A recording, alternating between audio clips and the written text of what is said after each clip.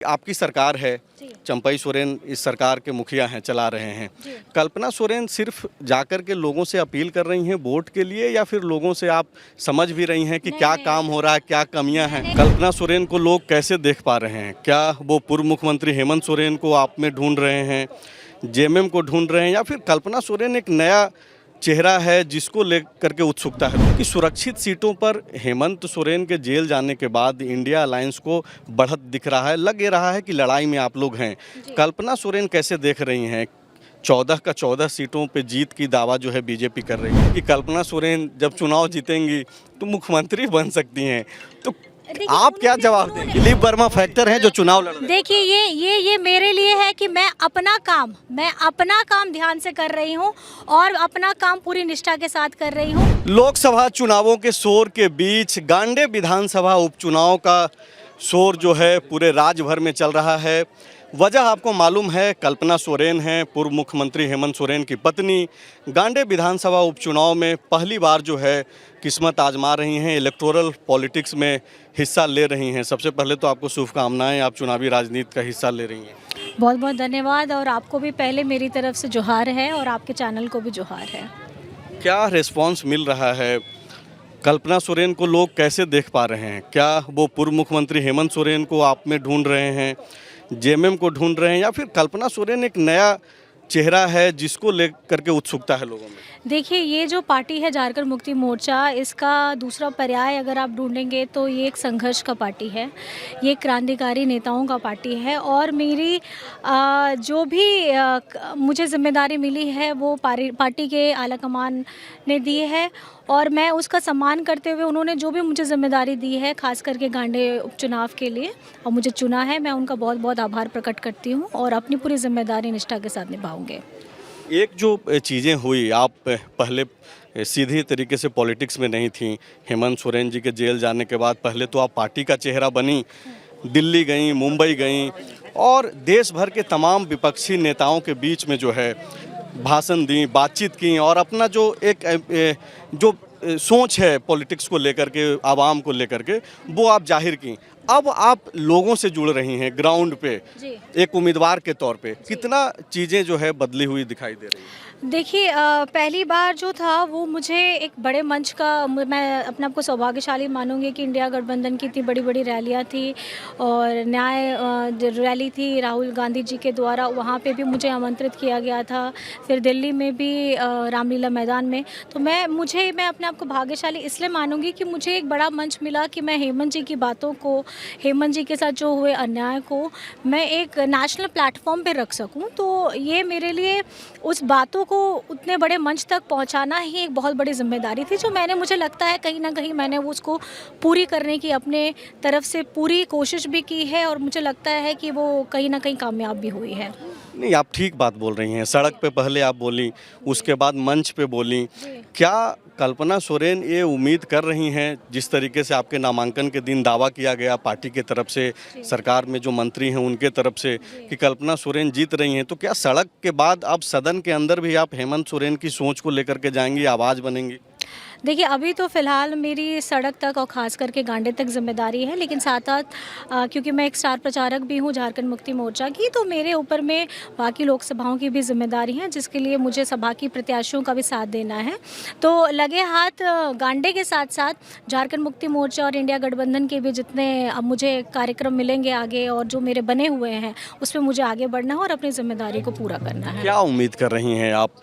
माना ये जा रहा है, जो परसेप्शन बना है लोकसभा चुनाव का झारखंड में खास करके, कि सुरक्षित सीटों पर हेमंत सोरेन के जेल जाने के बाद इंडिया अलायंस को बढ़त दिख रहा है, लग ये रहा है कि लड़ाई में आप लोग हैं। कल्पना सोरेन कैसे देख रही हैं? 14 का 14 सीटों पे जीत की दावा जो है बीजेपी कर रही है।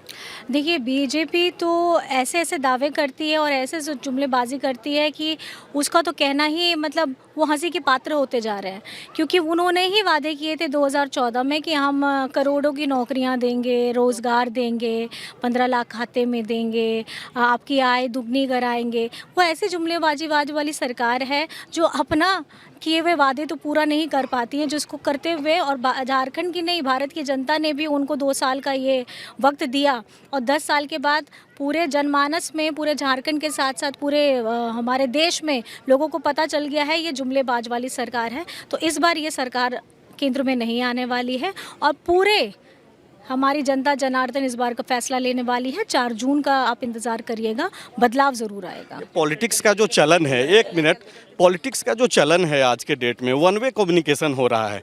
कल्पना सोरेन जी, आपको मैं कवर कर रहा था 3-4 जो छोटी छोटी सभाएं, नुक्कड़ सभा बोल सकते हैं उसको, आप जो कर रही हैं, टू वे कम्युनिकेशन की कोशिश हो रही है। आप कुछ बोलती हैं, फिर फीडबैक लेती हैं। आप चूंकि आपकी सरकार है, चंपई सोरेन इस सरकार के मुखिया हैं, चला रहे हैं। कल्पना सोरेन सिर्फ जाकर के लोगों से अपील कर रही हैं वोट के लिए, या फिर लोगों से आप समझ भी रही हैं कि क्या काम हो रहा है, क्या कमियां हैं? मैंने बहुत सारे अपने जितने भी मेरे छोटे भी हो कार्यक्रम जैसे भी हो, मैंने लोगों के साथ जुड़ने का यही काम कर रहा था कि मैं उनके पास जा कर के उनकी क्या समस्याएं हैं वो मैं जानने की ज़्यादा कोशिश करूँ, क्योंकि मिलना जुलना तो मेरा चलता रहेगा सबके साथ में। उम्मीदवार के तौर पर सब अपनी बातें ज़रूर रखेंगे, लेकिन उनकी क्या समस्याएं हैं ये मैं ज़रूर जानना चाहती हूँ। और मैंने जितने भी आगे मेरे पिछले कार्यक्रम रहे, सब लोग मेरे साथ में जुड़े, मैंने वहाँ पे भी जाना तो उन लोगों ने अपनी मुझे तकलीफ़ें भी बताई हैं और ये भी बताया है कि मेरे क्या समस्याएं हैं। तो मैंने बोला कि ठीक है, जितना समय हमारे पास में है, जो मैं समस्या अभी फ़िलहाल पूरा कर पाऊँगी वो मैं करवा देती हूँ। नहीं तो 4 जून के बाद में जो बड़ी बड़ी समस्याएँ हैं, आप रोड की बात कर रहे हैं या पानी की बात कर रहे हैं, वो ज़रूर आपके 4 जून के बाद में वो समस्याओं का समाधान होगा। आप बस ये विश्वास रखिए कि कल्पना सोरेन जी यहाँ पे ज़रूर है। धन्यवाद। एक आखिरी सवाल ये है इस इंटरव्यू का कि पूरे इंडिया से जो मेरे पास जो खबरें हैं, खास करके जो ट्राइबल बहुल इलाका है, जो सीटें हैं लोकसभा की, दूसरे दल के भी लोग ये चाह रहे हैं कि कल्पना सोरेन ना केवल झारखंड में बल्कि आप छत्तीसगढ़ का इलाका हो, मध्य प्रदेश का इलाका हो, दूसरी जो सहयोगी पार्टियां हैं आपकी इंडिया अलायंस की, वो ये चाह रहे हैं कि कल्पना सोरेन आए, कैंपेन करें। तो समय है आपके पास, गांडे में आप खुद चुनाव लड़ रही हैं? नहीं, देखिए ऐसे तो मुझे अभी तक किसी ने अप्रोच नहीं किया है, मैंने बस बातें सुनी थी। तो अभी मेरे ऊपर आप देख सकते हैं कि झारखंड, क्योंकि हेमंत जी अभी साथ में नहीं है, तो जिम्मेदारी छोटी नहीं है, बहुत बड़ी है। और गुरुजी का स्वास्थ्य भी पहले जैसा नहीं है, लेकिन उसके साथ साथ हमारे जेएमएम के जितने भी पार्टी के लोग हैं और हमारे नेतागण हैं, मंत्रीगण हैं, आप खुद देख सकते हैं कि हमारे साथ हफीजुल भैया भी साथ में चल रहे हैं, सांसद जी भी चल रहे हैं, विधायक जी भी चल रहे हैं। तो सबसे बड़ी बात यह है कि इनका साथ चलना ये दिखा रहा है कि झारखंड सरकार हर एक उस प्रत्याशी के लिए साथ में है। ये सिर्फ मैं अपनी बातें नहीं कह रही हूँ, हमारा इंडिया गठबंधन के जितने भी विधायक, मतलब जितने भी प्रत्याशी हैं, वो जो भी लड़ रहे हैं, उनके साथ हर कोई ना कोई एक मंत्री, विधायक या सांसद साथ में चल रहा है। ये दिखा रहा है कि हम लोग कितने मजबूत हैं। और झारखंड में, जहाँ मैं आपको बता दूँ, 14 की 14 सीटें इंडिया गठबंधन लेकर आने वाले हैं। तो इसके लिए आप लोग भी तैयार हो जाइए और 4 जून का बस इंतज़ार करिए। जी, हालांकि आखिरी सवाल मैंने बोल दिया था, ये आखिरी सवाल है, चूंकि ये सवाल इसलिए ज़रूरी है कि पूरे झारखंड के मन में एक सवाल उठ गया है आपके उम्मीदवारी के बाद। आप ही के कई सारे लोग जो अभी भी साथ में कैंपेन का हिस्सा हैं, सुदीप जी ने एक पोस्ट कर दिए कि कल्पना सोरेन जब चुनाव जीतेंगी तो मुख्यमंत्री बन सकती हैं। तो आप क्या जवाब देंगे? मैंने, देखिए कौन क्या बोल रहा है मैं इसके बारे में नहीं कहना चाहती हूँ। मैं ये कहना चाहती हूँ कि हमारे झारखंड में, क्योंकि जब हेमंत जी गए तो उन्होंने जिनको जिम्मेदारी दी है, हमारे माननीय श्री चंपई सोरेन जी को जिम्मेदारी दी है और जिम्मेदारी वो बखूबी से के साथ निभा रहे हैं। तो आप मुझे ये बताइए कि मैं यहाँ पर में अभी अपने गांडे को देखना मेरी सबसे पहले प्राथमिकता है। साथ साथ क्योंकि स्टार प्रचारक, जैसे मैंने आपको पहले ही बताया, मुझे बाकी जगहों में भी भ्रमण करना है, बाकी हमारे जितने प्रत्याशी हैं उन लोगों के लिए भी मदद और उनके लिए भी स्टार प्रचारक बन करके अपनी बातों को रखना है, उनके लिए वोट भी मांगना है। तो मेरा सारा ध्यान अभी वहाँ केंद्रित है और मैं अपने पूरी श्रद्धा और पूरा ध्यान सिर्फ इसी में लगा रही हूँ कि इंडिया गठबंधन की 14 की 14 सीटें बाहर आ जाए। दिलीप वर्मा फैक्टर है? हाँ जी, दिलीप वर्मा फैक्टर है जो चुनाव लड़ रहे हैं। देखिए ये मेरे लिए है कि मैं अपना काम ध्यान से कर रही हूँ और अपना काम पूरी निष्ठा के साथ कर रही हूँ और 14 की 14 सीटें इंडिया गठबंधन इस बार लेकर के आने वाला है और जिसकी बधाई आप आकर के सबसे पहले हमको देंगे। जरूर। तो आप कल्पना सोरेन जी को सुन रहे थे। कल्पना सोरेन गांडे में विधानसभा का उपचुनाव लड़ रही हैं और आप देखिए कि वक्त जो है रात का है, सुबह दोपहर रात गिरिडीह में कैंप करके कल्पना सोरेन की कोशिश यही है कि जो फैसला, जो भरोसा हेमंत सोरेन ने इनको टिकट देकर के किया है, पार्टी ने टिकट देकर के किया है, उस पे ये खरा उतरें और जैसा ये दावा कर रही हैं, जो बातें कर रही हैं, आप सुनिए, समझिए, करना क्या है वो आपको तय करना है। शुक्रिया।